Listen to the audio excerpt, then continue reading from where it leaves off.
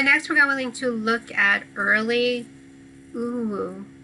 And the city of Uwu lies about 80 miles to the southeast of Ife.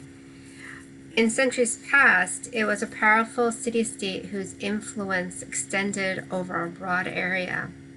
Uwu traditions maintain that the kingdom was founded from Ife. Archaeological evidence suggests strongly that, in fact, Uwu indeed has some ties to Ife. Excavations have unearthed a number of terracotta sculptures, some of which were concentrated in an area that may have served as a storehouse for important shrine objects. The figures have been dated to the early 15th century, making them roughly contemporaries with the pavement period of Ife art. Some of Uwu's terracottas share characteristics with those from Ife, including idealized naturalism and vertical striations on the face. Some, on the other hand, seem to be a distinct style, while still others reflect contact with the Kingdom of Benin to the south. So here I'm showing you an example of this. The fragment of a figure shown here consists of a carefully modeled head placed on a more coarsely treated body. The face differs from those of Ife in that the eyes are more widely spaced and the corners of the lips are pressed firmly into the cheeks. The pose is dynamic and the arms raised to the chest. Jewelry includes a complex necklace of beads and tassels, large bracelets covering the forearms, and a band of beads at the waist. Sacrifice was and is an integral part of Yoruba religious practices.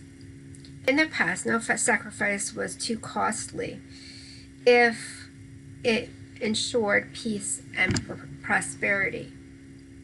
To this end, it was sometimes necessary to make human sacrifices. Since it was forbidden to sacrifice a native of one's own town, strangers or slaves taken at war would often be offered to the deity.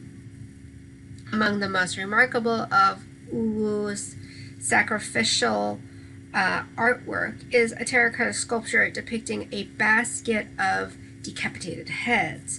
Strangers who have been given as a precious gift to the gods. So let me show you this.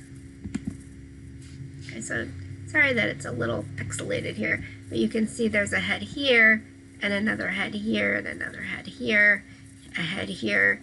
So this is proof of this human sacrifice that would take place. What I'm showing you here is a magnificent ivory bracelet that was the possession for a chief from Yoruba kingdom of Uwu. Scholars have suggested that items like this were worn at ceremonies that celebrated the kingdom's origins at Ife. If we look at these figures, we see that they have flattened faces, heavy eyelids, and inlaid eyes. These are some typical characteristics of this art. We also see that they have all this open work, the style of this, and using a two-tiered composition where you have part of the composition here and part of the composition up here. Esi is what we're going to look at next. Well, archaeology, oral history, and cultural continuity have helped scholars gain some insight into the history and art of this area of Africa.